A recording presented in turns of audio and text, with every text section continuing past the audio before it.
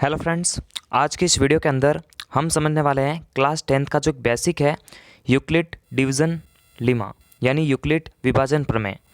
देखिए ये जो प्रमेय का है बहुत सारे लोगों को पता नहीं है, लेकिन आजकल जो कंपटीशन एग्ज़ाम है उसके अंदर इससे रिलेटेड बहुत सारे क्वेश्चंस आते हैं।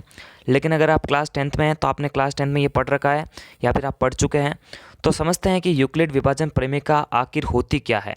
इसे अपन ए बराबर बी क्यू प्लस आर कहते हैं। तो पूरा स्टेटमेंट समझते हैं।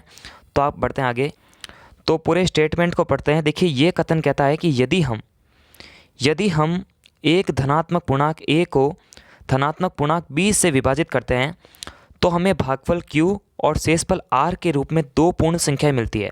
यानी ये नॉर्मल एक भाग है, जैसे मान लेते हैं कि आपने 10 के अंदर जो है 3 का भाग दिया, तो a जो है बड़ा हो गया, क्योंकि बड़ी संख्या में छोटी संख्या का भाग दे सकते हैं। तो ये हमारा a हो गया और ये हमारा जो 3 है वो b हो गया। सिंपल है कि a के अंदर आपको b का भाग लगाना है, और जब वो जो भागफल प्राप्त होगा, जैसे मानते हैं 3 9 आ रहा है, तो q जो है हमारा वापस 3 आ गया, और जो शेषफल बचेगा उसको बोलेंगे अपन r। तो r अपना क्या आ जाएगा, 1 आ जाएगा। तो सिंपल तरह से जो भाग देते हैं उसी को अपन यूक्लिड विभाजन प्रमेय का बोलते हैं। लेकिन इसको जो एक सूत्र के रूप में जमाया जा चुका है a बराबर बी क्यू प्लस आर, जिसमें देखिए r की जो वैल्यू है, शेषफल हमेशा जो है 0 से बड़ा हो सकता है और 0 से छोटा भी हो सकता है। लेकिन देखिए 0 से छोटा नहीं हो सकता, देखिए 0 से बड़ा हो सकता है या फिर 0 के बराबर हो सकता है। लेकिन r की वैल्यू, शेषफल की वैल्यू हमेशा b से छोटी ही होनी चाहिए। ये रिलेशनशिप जो है आपको समझनी चाहिए, ये रिलेशन बहुत इंपॉर्टेंट है।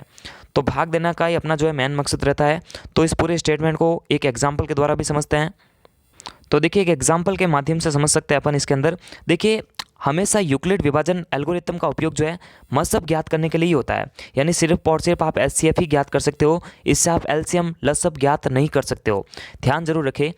तो देखिए इसके अंदर करते क्या कि जो बड़ी संख्या है उसको हमेशा लेफ्ट साइड में रखते हैं और छोटी संख्या को राइट साइड में रखते हैं। जैसे ये लेफ्ट साइड में है वो राइट साइड में है, क्योंकि बड़ी में ही छोटी का भाग दे सकते हैं। अब जैसे ही आपने देखिए 250 के अंदर 75 का भाग दिया तो ये 3 बार गया, तो इसके हिसाब चलना पड़ेगा a बराबर बी क्यू प्लस आर, यानी जो ये हमारा भाज्य है वो भाजक इंटू भागफल है प्लस शेषफल है।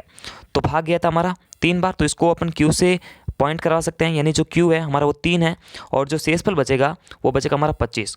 फिर क्या करते हैं कि 1 को छोड़कर 1 लेते हैं, जैसे 250 को छोड़कर अपन 75 लेंगे और 3 को छोड़कर अपन 25 लेंगे।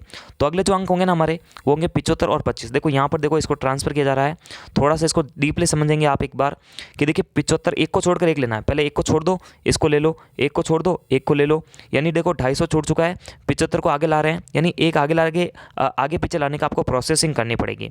तो 75 देखिए आगे आ चुका है और जो 25 पीछे था वो इसके सामने आ चुका है। वही काम कर रहे हैं, 25 का जो भाग है वो 75 में बराबर 3 बार जाता है। तो जैसे शेषफल बचता है तो शेषफल के एक छोड़ते ही देखो शेषफल अगर देखिए जब 0 आ जाता है, शेषफल जैसे 0 आता है तो 0 के आगे वाली एक संख्या छोड़कर ही हमारा जो संख्या होती है वो हमारा एचसीएफ होती है। तो इसका 25 ही क्या होगा, एचसीएफ होगा। समझो वापस एक बार कि जब भी हमारा 0 शेषफल आ जाता है तो शेषफल के आगे जो संख्या है 3 है ना आगे संख्या, इसको छोड़ देना है और इसके जस्ट आगे वाली जो संख्या होगी वो हमारा एचसीएफ होगी। तो नमस्कार, thanks for watching, Vande Mataram, जय हिंद, जय भारत। और इस प्रकार की वीडियोस के लिए चैनल को सब्सक्राइब कर ले। थैंक यू दोस्तों।